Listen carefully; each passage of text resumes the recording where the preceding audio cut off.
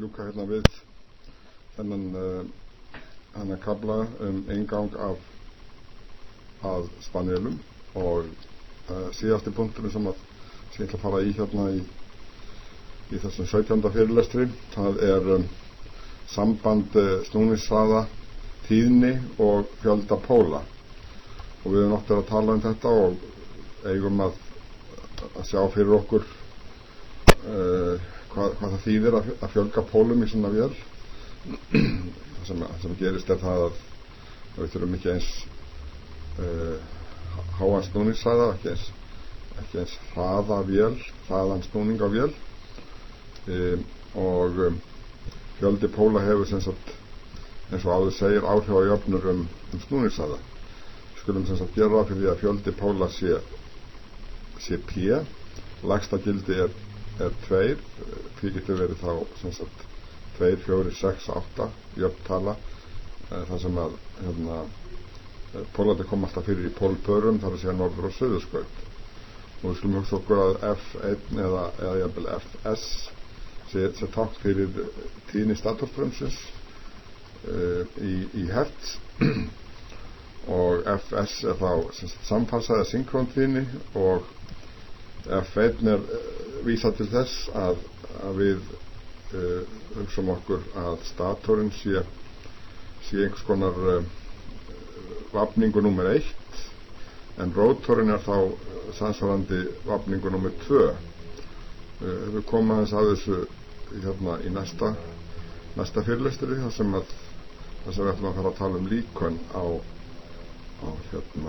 líkön fyrir vélina, og þá sem sagt tökum við samlíkinguna við spenni, þar sem að vafningu númer 1 forvaf og vafningu númer 2 bakvaf, þannig að þetta vísar svona til þess. Nú við erum með sem sagt stöðulinn 60 sem fjöldi sekúndur í mínútu, og við erum með ns sem snúningshraða samfassasegulsins í snúningum á mínútu eða rpm, og þá fáum við eftirfarandi jöfnu fyrir samband tíðni og snúningshraða. Og þetta nú eitthvað sem við höfum séð áður og mjög einföld jafna. Tíðni sem sagt snúningshraði í snúningum á mínútu, ns, það 2 á móti p. Við getum bara að hugsa okkur að p sé 2, og þá dettur þessi stöðull út, eftir stendur 1. Þetta sinnum tíðni statorsins eða statorsviðsins eða statorströmsins, og tíðnin í hertz á mínútu sinnum 60 snúningshraðin í fjölda snúninga á mínútu, en mikill pólafjöldi,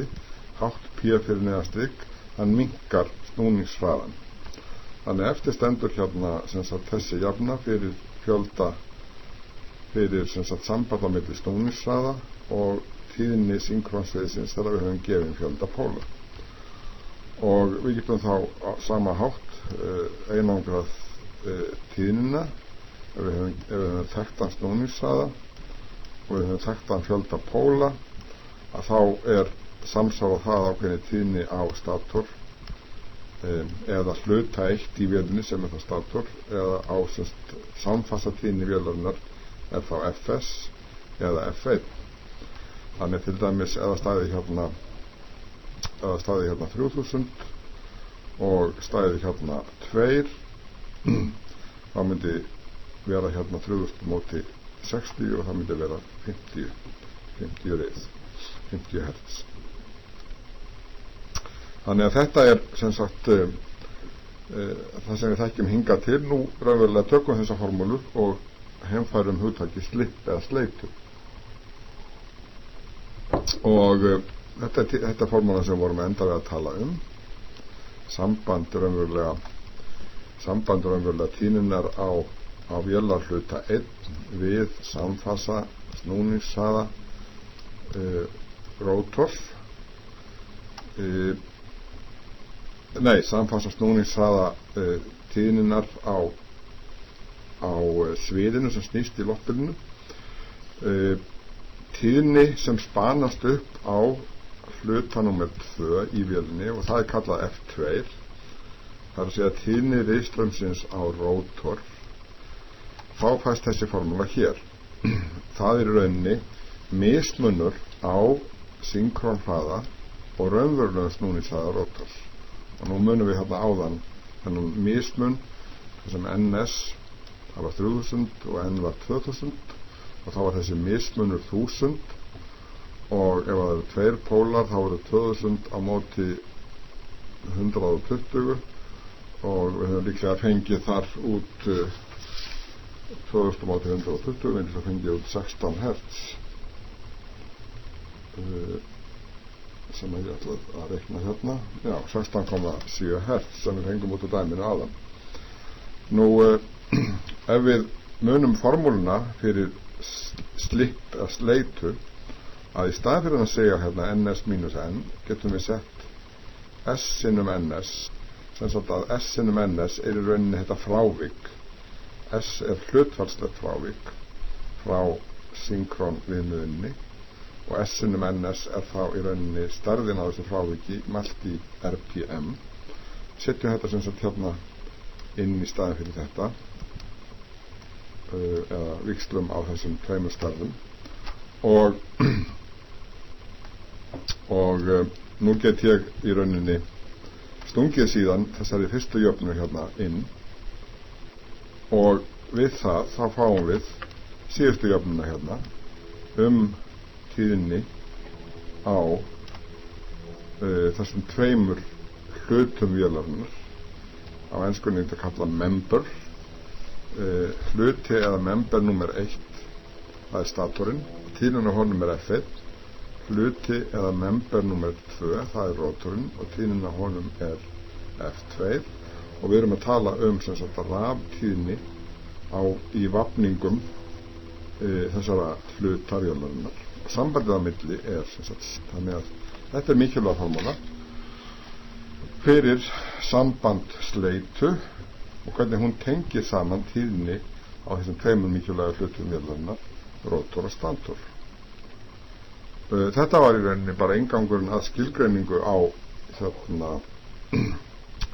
þetta var í rauninni bara inngangurinn á skilgreiningu á hugtakinu sleita og inngangur að sem sagt sambandsvélinni og í rauninni erum við núna tilbúin til þess að fara að líta á líkan af vélinni og hafa þá í huga að vélin hefða sér eins og spennir.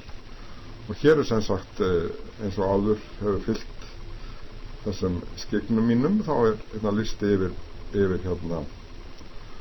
bækur, kennslubókin okkar nú ekki hérna á þessum lista en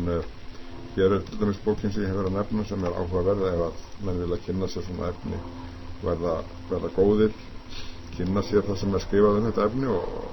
vita það svona og mjög gott að lesa þessa bók hérna, þessa síðustu bók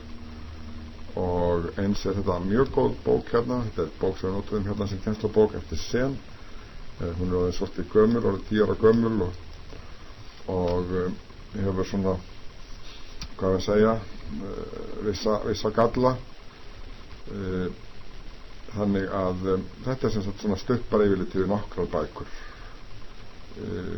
og þá bara þakka ég fyrir í dag og við látum þessum 17. fyrirlestri lokið þetta seinni hlutin af honum